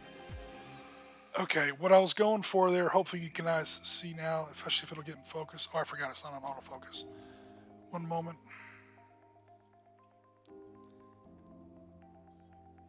There we go. That's what we're going for with the awnings. I've got that little glue cap and the piece of wood underneath it because that third piece is just not staying where it's supposed to be. So I'm just going to give the glue a lot of extra time to dry. So we're going to let that sit for just a little bit. Then we're probably going to start to paint this little section where we want to put some stuff for the where we had that trim on top of the building. I'm probably just going to go for a simple gray, like a dark gray. Again, lots more awnings, lots more windowsills. There's going to be like maybe 20 more pieces that go on this thing, but that would literally take the rest of the night, which is fine for hobby, but probably not the most exciting thing for a stream. Another thing we might do is come back here and put a crown piece on top of the peak of the roof. Okay, simple enough to do. The only issue is we got to make sure that our shingles all go the right way. So this is what I was talking about before. I'm not sure how easy it was to see on camera before. As you can see, the shingles tend to have like a dragon scale kind of a flow to them. Got to make sure it's right. So the top shingles near the top of the roof go on top of the bottom shingles. That's how rain does not get in your house. Okay, and then you want to do the reverse on the opposite side. So that means that you're almost certainly going to need two different pieces of photoshopped shingle pattern to go on top of your roof. Okay, but other than that, this building is starting to come along a little bit. I don't know how much more of this we want to keep going into. How long have we been up for here? We've been up for not quite 2 hours. We'll hang out like maybe another 15 minutes, do like another couple pieces, and yeah, then we'll go ahead and hang it up for a night. Who knows? If I come back, if we don't get an opponent for this Sunday, maybe we'll come back and finish up the rest of these buildings. Because this building's only about halfway done, and I had 2 more buildings ready to go, although smaller than this, to be fair. So let me go ahead and put this back where it was. Oh no! Forgive the jostling for just a moment. And forgive the focus. I'm going to have to reestablish the focus.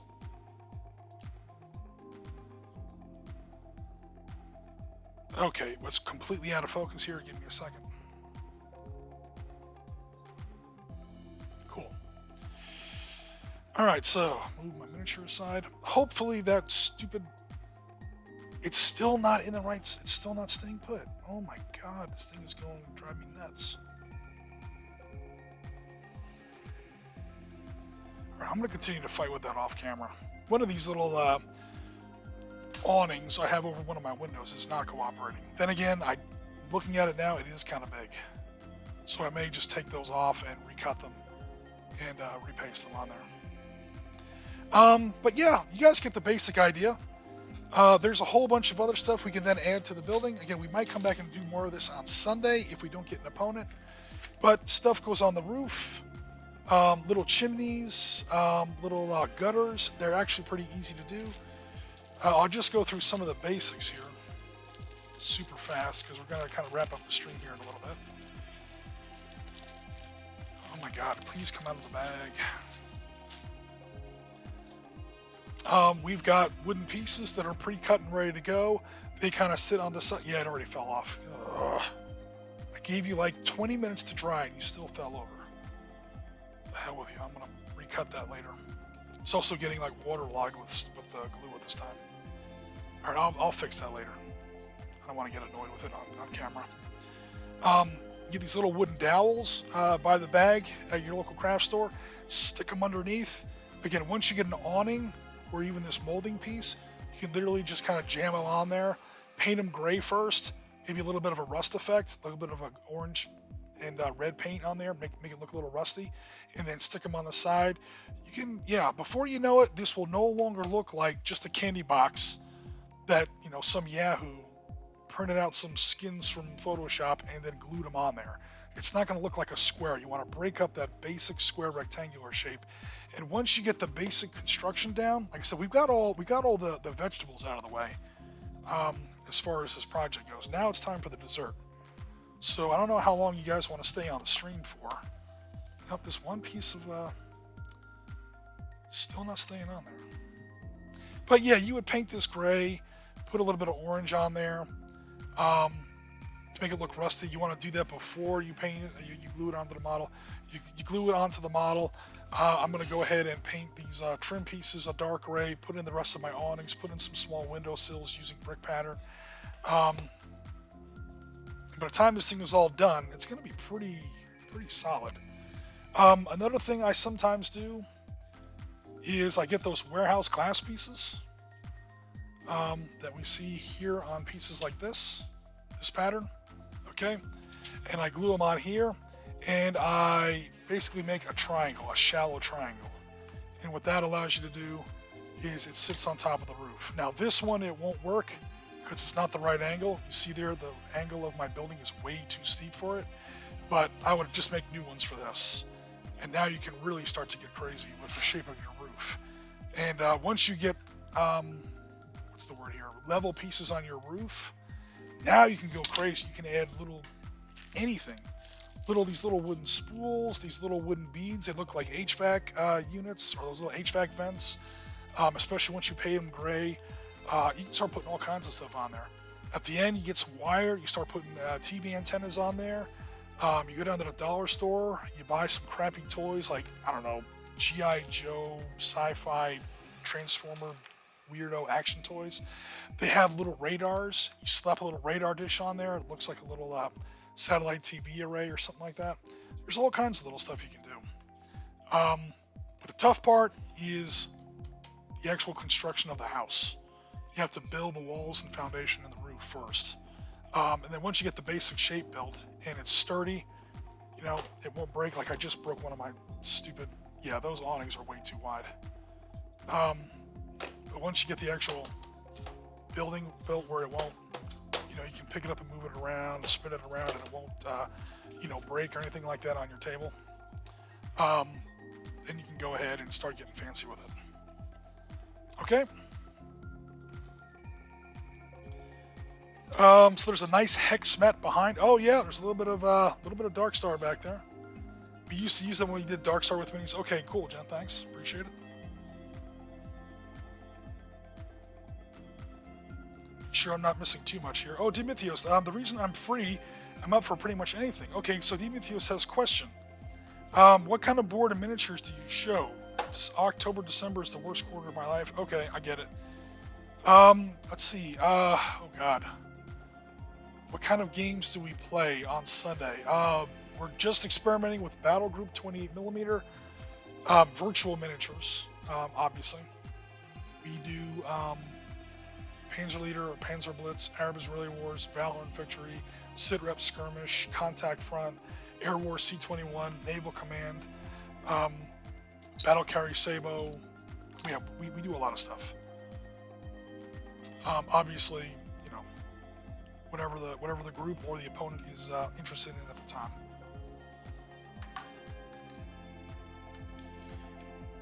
So I'll tell you what, I will do one of these super fast, just to wrap us up to about 2 hours.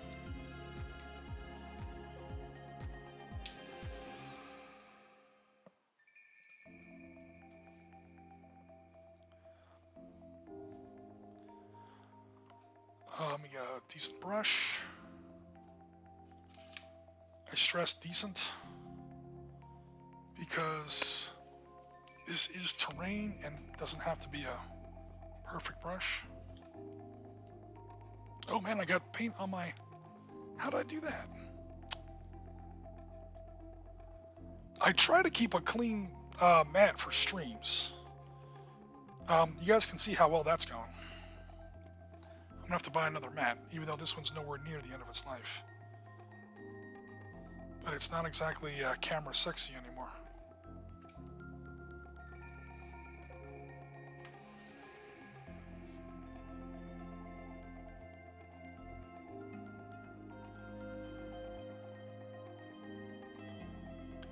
So this kind of painting is why I use cheap paints.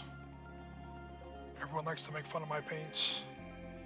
If you went through paint at the rate that I go through, especially when I'm building a whole bunch of these buildings, like that terrain article, that Ukraine article series, I have about 20 or 30, maybe 40 buildings at this size and scale. And you're using Citadel paints or something like that, you're gonna go broke. Also, you're painting on wood, and wood is just like a sponge. It just soaks up the paint. So, yeah, forget about your normal rules of coverage.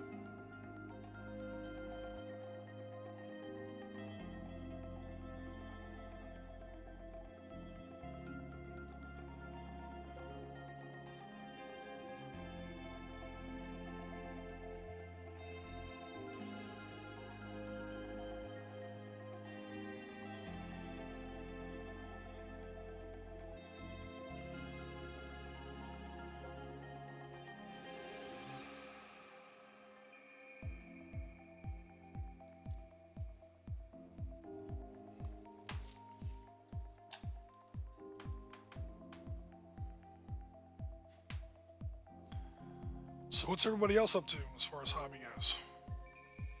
I can't do all the talking. I will do my best to keep an eye on the chat as I paint here, but...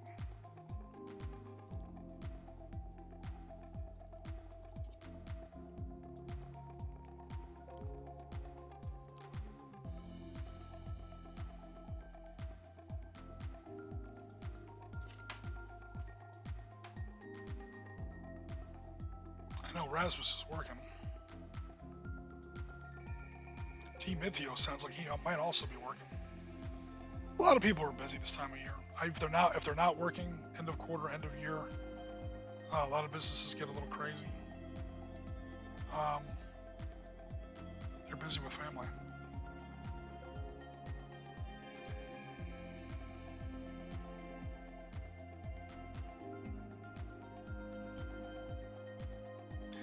But yeah, Demethios, we have a library of games, probably about 8 to 10 different systems that we have sort of finagled where you can play them by Skype. And I basically have the opponent log into Skype, and we're playing on my screen, and I just pretty much screen capture my screen, and we stream that. Our YouTube channel is absolutely filled with videos of that nature. We've had some doozies. Damon, I think, is our reigning champion. Damon, my friend over in the UK, is a fellow fan of mine when it comes to the Arab-Israeli wars. And we did the Valley of Tears. He had the Israelis, 77th Armored Battalion, 7th Armored Brigade, that is Avigdor Kahalani's regiment, at the famous Valley of, or battalion I should say, at the famous Valley of Tears. He's the guy that gave it its name. Absolutely insane battle. Outnumbered 15 to 1. Better part of 2 Syrian divisions. 3rd Mechanized and 9th Infantry, I believe. So he had about 40 tanks. Again, he was a battalion commander. He's up against, I can't remember how many hundreds. T-62s, T-55s, BMP-1s, BTR-60s. And they just came at him for like 3 days. In a battle that probably at least helped determine the fate of Israel, at least on that, at least along that one front. In our Yom Kippur episode of the Ops Center, I make the point that despite what we see in games like Fate of a Nation, first of all, Fate of a Nation, really, the point is the fate of Israel is never really at stake. It's often sort of over-dramatized by this, oh, you're outnumbered 50 to 1 by all these hostile states, you're about to be overrun at any time. The actual battlefield situation never supports that. Or should I say, almost never supports that. 9 out of 10 times, that's nonsense. Valley of Tears is that 10th time.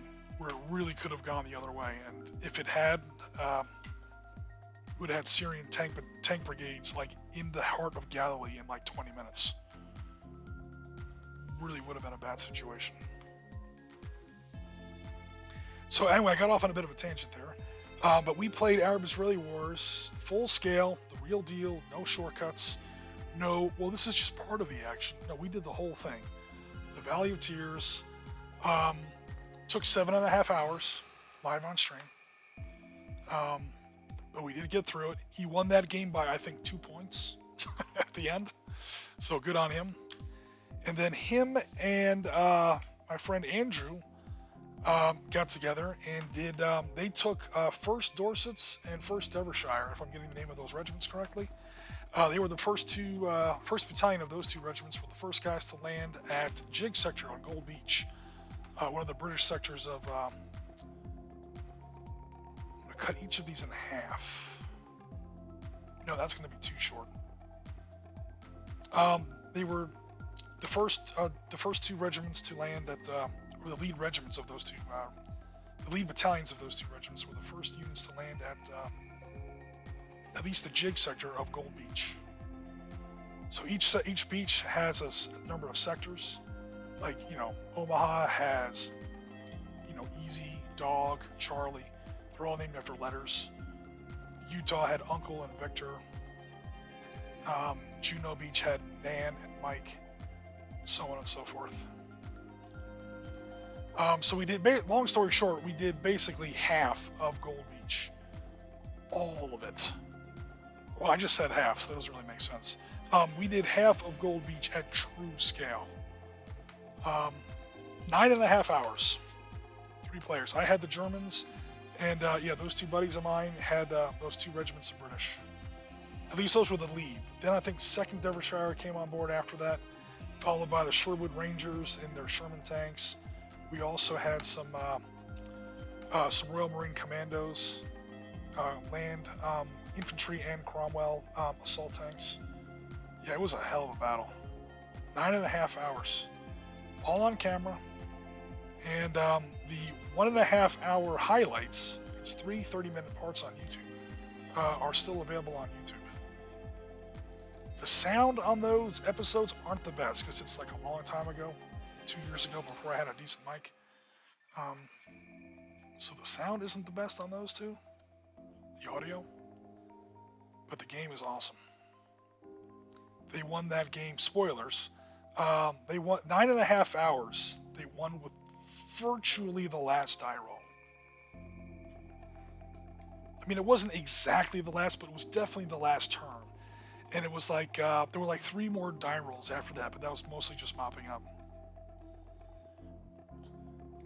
But it came down to the wire. It was like 8 p.m. for me, which means it was like 1 in the morning, 2 in the morning for them, because they were in the UK.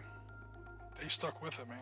They were like, this game, we're finishing it. We're doing the whole thing. We did the whole 10 turns, the better part of an entire brigade in Panzerleader, platoon level. But yeah, those are just some of the games that we play on our streams. Of course, they're not always nearly that intense. That would be crazy. Usually we run about 2.5, 3 hours.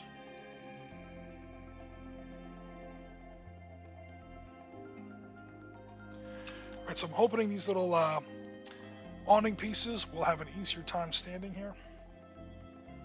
Now that I cut them a little bit thinner, not thinner, a little less deep.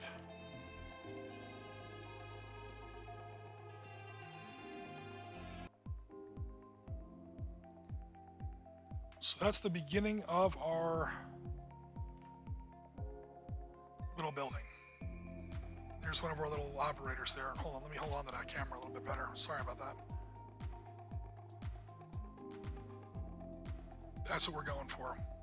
And again, with different languages on your signage, it's very easy to rebrand your table in totally different ways with very little effort. Just don't glue the signs to your buildings.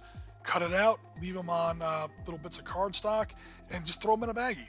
I've got a whole baggie somewhere. I got a whole baggie of signs in Vietnamese, in Russian, in Arabic, and in English and French. Slap them on your buildings, and now your table's moved 1,000 kilometers without picking up a paintbrush. Super easy, super fun, and it gives your boards a really nice touch. Again, depending on whether or not we get an opponent for Sunday, we may come back and finish this building, or start a new one. Again, I've got 2 others kind of started. I've got 2 more boxes. The rest of that one. And then I was going to make a small, like, little work shed kind of a thing out of this guy here. Yeah, you build your buildings so they can kind of stack together in different weird shapes or whatever, stack on top of each other. That way you have, like, it's not quite so obvious that it's a blocky sort of a rectangle shape. And before you know it, you just keep this up, you get a collection of 20 or so buildings, and you can kind of modularize them together in different ways.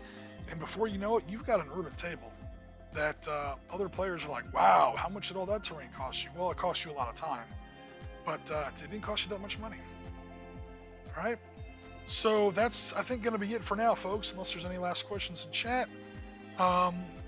Again, we are always available on our Discord. I don't think it's in there yet, but I'll put it in there in the future. An invite to our Discord channel in the description of this YouTube video. We're also on Facebook, Discord, I already said Discord, Facebook. We're obviously on Twitch. We're all over the place. So check us out.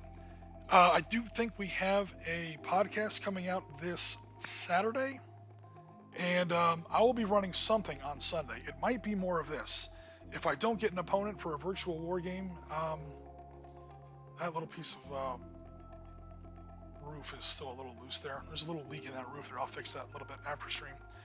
If I don't get an opponent, I'll come back. I'll finish this building. We'll put some gutters on here. We'll put some drainage pipes, some TV antenna, a little direct TV action, just to show how not modern this modern table's going to be. Remember when direct TV was a thing? Yeah, maybe some HVAC units, some air conditioning and heating units on the roof there, some chimneys. And yeah, it'll be great.